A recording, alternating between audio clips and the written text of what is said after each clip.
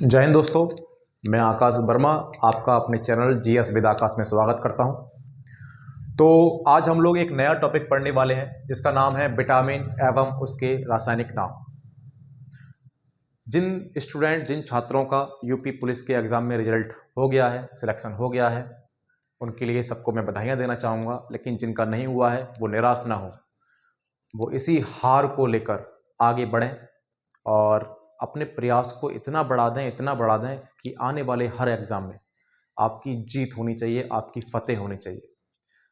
इस रिजल्ट को स्क्रीनशॉट लें और स्क्रीनशॉट लेकर उसको अपने वॉल पेपर पे लगाएं, जिससे कि जब जब आप फ़ोन देखें, क्योंकि 24 घंटे में हम कम से कम मैं काफ़ी समय फ़ोन देखते हैं, तो जब जब आप लॉक खोलें तुरंत आपको वो नज़र आना चाहिए, क्योंकि 9 दिन बाद तो वैसे भी आप सब भूल जाएंगे।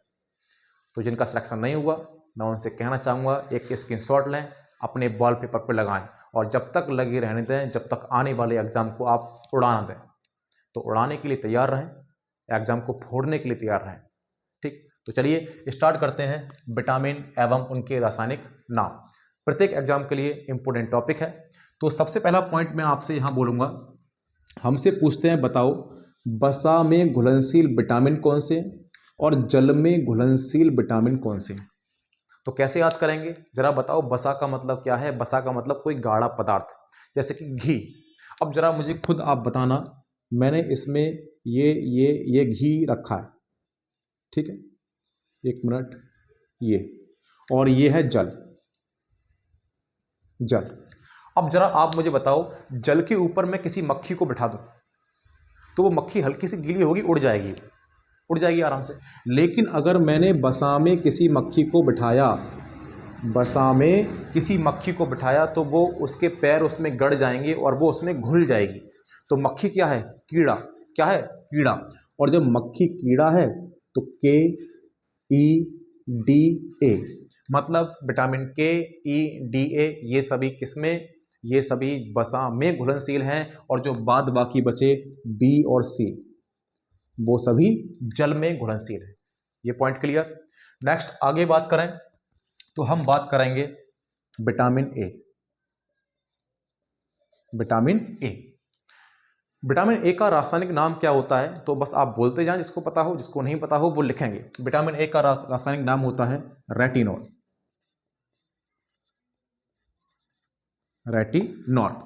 तो विटामिन ए को रेटिनॉल बोलते हैं। और विटामिन ए से कौन सा रोग होगा? तो सभी बताएंगे रतौंधी। क्या बताएंगे? रतौंधी। ये बात क्लियर।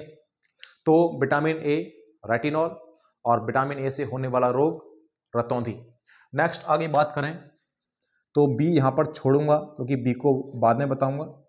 बी के बाद सीधे सी पर चलते हैं। सी, विटामिन सी से होने वाले रोगों के नाम क्या है? विटामिन सी का रासायनिक नाम क्या है? जिसको पता हो कमेंट बॉक्स में जवाब दे। विटामिन सी का रासायनिक नाम है एस्कॉर्बिक एसिड।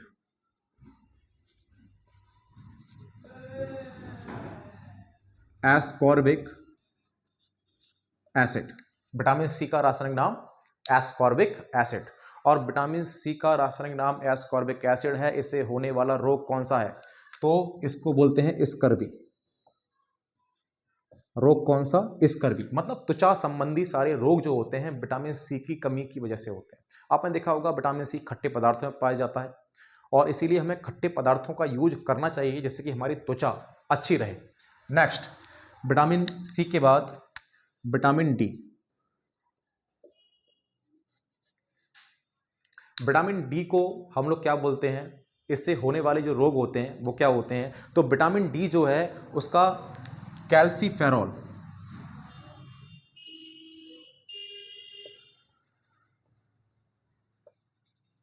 रासायनिक नाम क्या है? Calciferol. Vitamin A retinol, vitamin C ascorbic acid, vitamin D calciferol. ठीक, अब कैल्सीफेरॉल आप देख सकते हैं, कैल्सी से कैल्सीफेरॉल, कैल्सी से कैल्शियम। मतलब अगर कैल्शियम की कमी हो जाए बॉडी में तो हड्डियां भंगुर हो जाती हैं, हड्डियां कमजोर हो जाती हैं। तो कमजोर होने के कारण बच्चों में होता है रिकेट्स।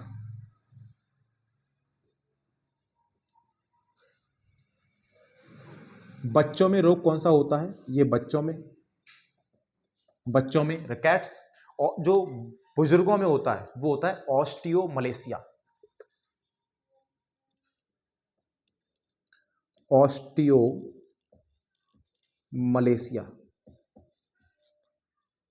ऑस्टियोमलेशिया ये बुजुर्गों में होता है, बच्चों में रिकेट्स होता है। ठीक है, ये हमें याद रखना है। विटामिन ई, विटामिन ई को क्या बोला जाता है? तो विटामिन ई को बोला जाता है रासायनिक नाम टोकोफेरॉल।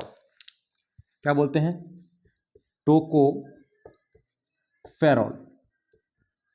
मैं उम्मीद करता हूं कि आपको ये राइटिंग समझ में आ रही होगी और लगभग सब कुछ याद हो रहा होगा।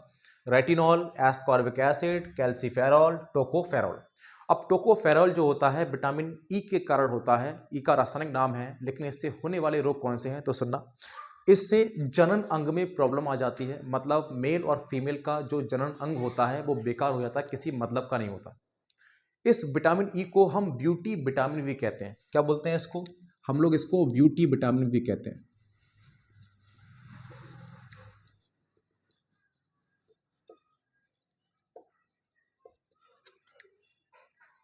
ब्यूटी विटामिन मतलब सुंदरता का विटामिन कौन? तो विटामिन ई। सभी के सभी क्रीम में, जितने भी क्रीम वगैरह होती हैं, जितने भी फेशियल मतलब वगैरह होते हैं, वो उनमें सब में क्या होता है? विटामिन ई जरूर लिखा रहेगा, चाहे उसमें मिली हो या ना मिली हो। अगर बात करें बादाम, छुआरे, किशमिश वगैरह, सब में विटामिन ई भरपूर मात्रा में पाया जाता है। अगर हम 1 महीने लगातार सुबह रात में भिगो के दिन में इनको खाएं, दिन में प्रयोग करें, तो ऑटोमेटिक हमारे चेहरे पर निखार आएगा। एक बार आप इसको प्रयास करें, एक बार आप इसको यूज करने की कोशिश करें। अगर आपने यूज किया तो आप देखना आपका चेहरा किस तरीके से बदलता है इस विटामिन ई के कारण। और ये मिलेगा किसमें? ये मिलेगा सूखे मेवे में। किसमें? सूखे मेवे। ठीक, और सूखे मेवे आप सर्च कर सकते हैं कहाँ मिलेंगे। तो इससे जो रोग होते हैं वो जनन अंग बेकार हो जाते हैं। ठीक है ना, किसी मतलब के नहीं रहते। तो सूखे मेवे खाइए तो जनन अंग भी स्ट्रांग रहेंगे। ठीक है, आगे ई के बाद विटामिन के।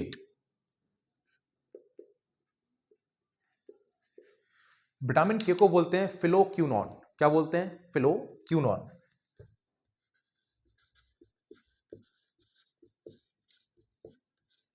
फिलोक्यूनॉन। और इससे क्या होता है? इससे रक्त का थक्का जमना, रक्त का थक्का। तो अगर विटामिन के अगर बॉडी में नहीं रहता तो रक्त का थक्का नहीं जमता, और रक्त का थक्का नहीं जमेगा तो हम कहीं भी कटेंगे तो बिल्डिंग बहुत ज़्यादा होगी, और बिल्डिंग होगी तो बॉडी से ब्लड निकल जाएगा, हम लोग वहीं क्या हो जाएंगे? मूर्छित हो जाएंगे। ठीक है ना, तो ये हमारे रहे ए से लेकर के तक। नेक्स्ट आगे बात करें तो सबसे इंपॉर्टेंट जो है आजकल वो है बी कॉम्प्लेक्स, विटामिन बी। और ये हम लोग याद नहीं कर पाते, और मैं इनको याद करने का एक शानदार और जानदार तरीका आपको लेके आया हूं और बताऊंगा। तो सुने, विटामिन बी वन, B1 सबको याद है क्योंकि पहले नंबर पे होता है, हमें ये याद रहेगा। इसका नाम है थायमिन। क्या नाम है? थायमिन। तो विटामिन B1, थायमिन, और इससे होने वाला रोग होता है बेरी बेरी। सबको मालूम है रोग कौन सा होगा? Beriberi. इतनी बात क्लियर? विटामिन B1, इसको बोलते हैं थायमिन, होने वाला रोग beriberi. Next vitamin B2, vitamin B3। तो B2 की बात करें तो B2 को क्या बोलते हैं? तो B2 को बोलते हैं राइबोफ्लेविन। क्या बोलेंगे? राइबोफ्लेविन। राइबोफ्लेविन। अब सुनना कहानी को। देखो, पहला हमें याद हो गया थायमिन। पहला तो सभी को याद है, कहीं भी आप कभी भी पूछोगे हम लगा देंगे, ऑप्शन देख के भी हिट कर देंगे। दूसरा भी हमें याद रहता है राइबोफ्लेविन। लेकिन यहां बात आती है B3, B5, B6, B7, ये कैसे याद करेंगे? तो सुने, B3 क्या मैं इसको लिख सकता हूं 3 को 3? अब समझना बात को। ठीक, क्या मैं लिख सकता हूं 3? और ना से आप देख लेना, जो भी ऑप्शन में ना से स्टार्ट होगा वही होगा विटामिन B3, मतलब इसको बोलते हैं नियासिन। क्या बोलेंगे? नियासिन। ये भी हमें याद हो गया। B3, 3 मतलब 3 और 3 मतलब ना का मतलब नियासिन। ठीक है, आगे एक होता है B5।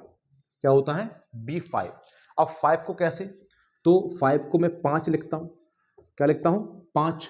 आगे पा से 5 हो गया, और पा से जो ऑप्शन में हो वही राइट आंसर होगा। मतलब 5 से पा से 5 और पा से हो गया पेंटाथोनिक।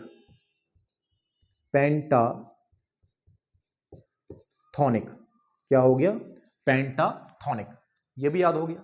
3 ना नियासिन, 5 5 5 मतलब पेंटाथोनिक।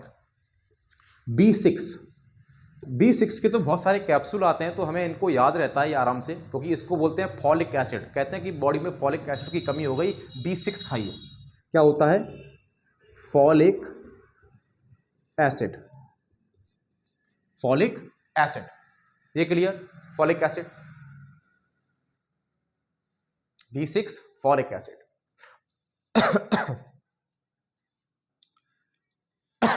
एक मिनट पानी पी लेते हैं।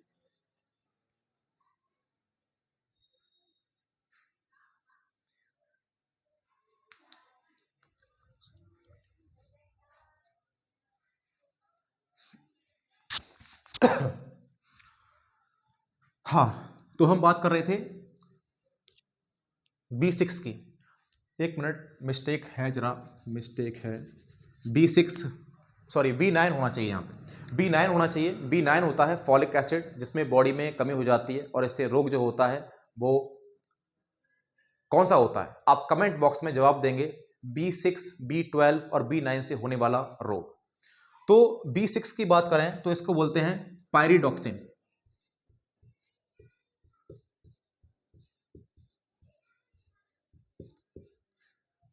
पायरिडॉक्सिन। तो B6 जो है पायरिडॉक्सिन है। मैंने आपका B9 वहां लिखा दिया था मिस्टेक से, तो करेक्शन कर लेना है। B9 फॉलिक एसिड और B6 पायरिडॉक्सिन। और B7 की बात करें तो B7 क्या होता है? तो B7 को बोलते हैं बायोटिन। क्या बोलते हैं? बायोटिन। तो B7 बायोटिन हो गया। हमारे जो बाल सफेद हो जाते हैं, बाल झड़ने लगते हैं, ये सभी किसकी कमी के कारण होते हैं? तो वो विटामिन B7 की कमी के कारण होते हैं। ठीक, आगे बात करें B9। तो B9 वो है जो यहां पर ऊपर अभी मिस्टेक से हो गया था, जिसका नाम है folic acid. Folic acid, clear? ये हो गया फॉलिक एसिड। एक लास्ट रह गया जिसका नाम है B12। B12।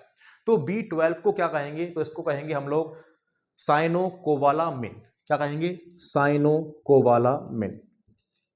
Cyanocobalamin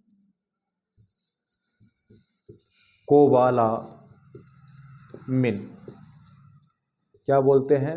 cyanocobalamin. ये हो गए हमारे सारे के सारे विटामिन।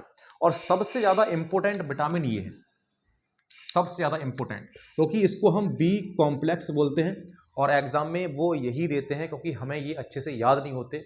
4-5 मैंने आपको याद करवाए कैसे, तो दोबारा सुने। B12 कैसे याद करेंगे?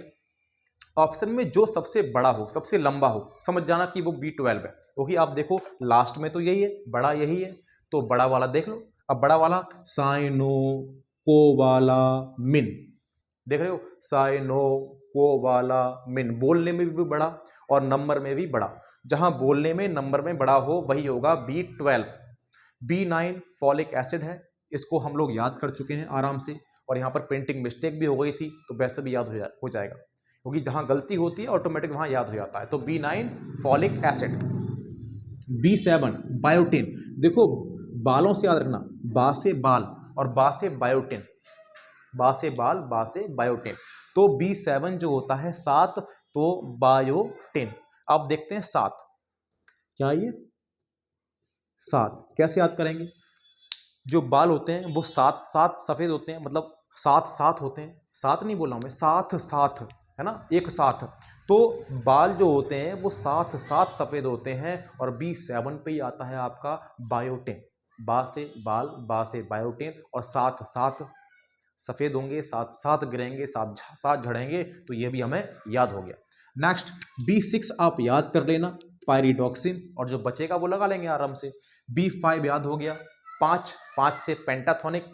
B3 तीन, ना से नियासिन। B12 ये तो याद ही है, दूसरे नंबर पर है इसलिए याद है, राइबोफ्लेविन। B1 जिसका नाम होगा थायमिन। इससे होने वाला रोग आप देख सकते हैं, बेरी बेरी। तो दोस्तों आज की क्लास यहाँ समाप्त करते हैं हम लोग, और कल नेक्स्ट एपिसोड में हम लोग मिलेंगे। लेकिन आपसे मैं कहूँगा, जितने बच्चों का, जितने स्टूडेंट का, जितने छात्र का सिलेक्शन नहीं हुआ है, वो आगे अपने रथ को आगे ले चलें, क्योंकि अभी युद्ध खत्म नहीं हुआ है। युद्ध तो शुरू हुआ है, बस फर्क इतना है कि आप ये पारी हार चुके हैं, अगली पारी के लिए आपको तैयार होना है। विराट कोहली भी 0 पे कभी कभी आउट होता है, संजू सैमसन भी 0 पे आउट होता है, लेकिन आने वाले समय में वो सेंचुरी भी लगाता है। ठीक है, तो बस वही उन्हीं को सोच के हमें आगे बढ़ना है, अपने जज्बे को कम नहीं होने देना है। जय हिंद, जय भारत।